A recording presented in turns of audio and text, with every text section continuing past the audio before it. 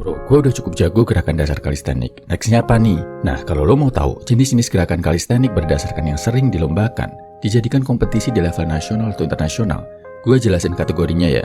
Lo bisa juga kok pakai kategori ini buat latihan kalistenik, biar skill makin berkembang, pembentukan otot juga makin optimal.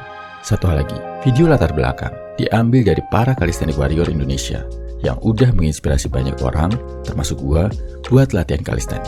Kredit akun Instagramnya gue cantumkan di deskripsi. Salut bro, lo semua keren.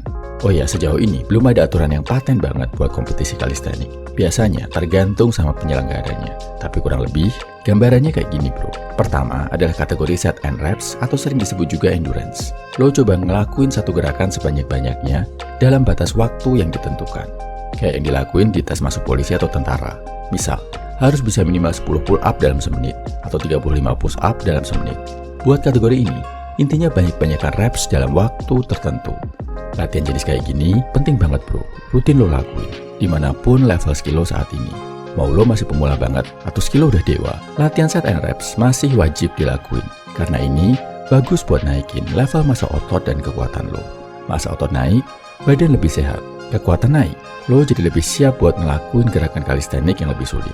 Misal, lo yang udah bisa 20 kali pull up dengan form yang benar, akan lebih gampang buat belajar pull up pakai satu tangan dibandingkan lo yang cuma kuat pull up 5 kali. Kedua adalah kategori weighted atau street lifting. Ini sering disebut powerliftingnya kalistenik. Lo ikat beban tambahan di badan lo, terus habis itu lo ngelakuin gerakan kalistenik. Yang paling lazim dilombakan biasanya gerakan dips, pull up, dan squat. Tujuannya adalah ngangkat beban seberat mungkin dalam satu kali repetisi aja. Pemenangnya ditentuin dari berat yang berhasil dia angkat. Berat badan juga masuk kategori penilaian bro. Jadi, kalau sama-sama bisa ngangkat maksimal pull up dengan beban tambahan 50 kilo, yang berat badannya 60 kilo akan dapat ranking lebih tinggi dari yang BB-nya 70 kilo. Karena relatif strength-nya lebih tinggi.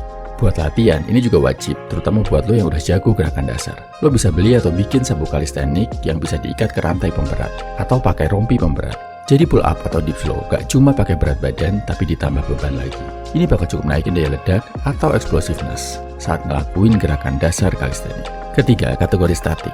Lo belajar ngelakuin skill statis yang diem, menahan suatu gerakan dalam beberapa detik. Contoh dari skill statik adalah front lever, back lever, human flag, elbow lever, plunge, handstand, dan lain-lain. Kadang ada kompetisi kategori statik aja, di mana lo dikasih timer, terus yang dilombakan adalah berapa lama lo bisa nahan satu gerakan. Dalam menu latihan, sepengalaman gua, gerakan statik ini bagus banget buat dapetin pump. Otot lo jadi ngembang.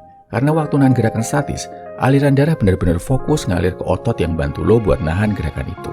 Tapi ada juga yang bilang, jangan ngelakuin latihan statis tiap hari. Karena selain berat di sendi, rawan cedera, juga berat di sistem saraf, bikin capek mental bro. Lakuin secukupnya, seminggu 2-3 kali juga oke.